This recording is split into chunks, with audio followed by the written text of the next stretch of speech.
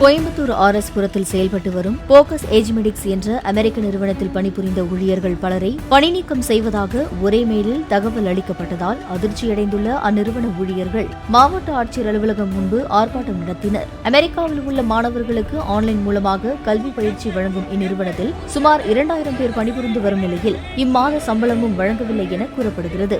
மேலும் இந்நிறுவனம் மூடப்பட உள்ளதாகவும் தகவல் கிடைத்ததை அடுத்து மாவட்ட ஆட்சியர் அலுவலகத்தில் மனு அளித்தனர்.